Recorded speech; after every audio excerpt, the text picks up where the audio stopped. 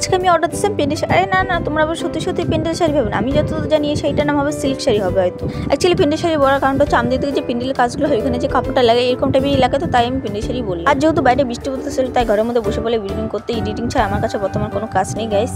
আর আমি দেখেছিলাম যে এরকম অনেক ভিডিওতে এরকম টাইপের শাড়ি দিয়ে অনেক সুন্দর ড্রেস বানায়। আমি যদি সেলাই কাজ একটু পারি তাই আমি ভাবলাম একটা অর্ডার দিয়ে আমি যদি ড্রেস বানাই অবশ্যই তোমাদের সাথে শেয়ার করবো ড্রেসটা। আর সত্যি বলতে গাইস শাড়িটা অনেক ভালো ছিল, কোয়ালিটিও খুব ভালো আসছিল, যেরকম কালার দেখেছিল সেম ওরকমই কালার আসছিল, সাথে একটা কালো কালার ব্লাউজের পিস দিয়েছিল। ব্লাউজের পিসের ডিজাইনটা ভালো ছিল বাট ফ্যাব্রিকটা আমার ভালো লাগেনি অ্যাকচুয়ালি। আর অ্যাকচুয়ালি আমার পাশ থেকে বলতেছে শাড়িটা পরিস, পরে একবার ঘুরতে বেরোস। আমি কিছু নামা আমি শাড়িটা পরবো না, একবারই ড্রেসই বানাবো, ড্রেসই বানিয়ে পরবো আমি শাড়িটা। যদি তোমরা আমার চ্যানেলে নতুন হতো চ্যানেলটা সাবস্ক্রাইব করতে, কমেন্ট করতে ভুলো না, লাইক শেয়ার কমেন্ট করতে ভুলো না। শাড়িটা কেমন ছিল ওটাকেও কিন্তু কমেন্ট করে জানিও। সত্যি বলতে গাইস ভয়েসটা খারাপ হয়ে গেল, ঠিকঠাক মতো এডিটিং করতে পারছিলাম, ভয়েস রেকর্ডিং করতে পারতেছিলাম না, একটা ভয়েস বারবার রিপিট করছিলাম, বারবার রেকর্ডিং করতেছিলাম, অনেক খারাপ হয়ে গেছে ভয়েসটা। তোমরা দেখতেই পাচ্ছ আমার ভয়েস রেকর্ডিং আগেরটা এখনটা শুনো অনেক খারাপ হয়ে গেছে। আমার চ্যানেল নতুন হলে চ্যানেলটা সাবস্ক্রাইব করে অনেক কষ্ট করে ভিডিও বানায়, লাইক শেয়ার কমেন্ট ভুলো না। দেখাবে নেক্সট ব্লগে।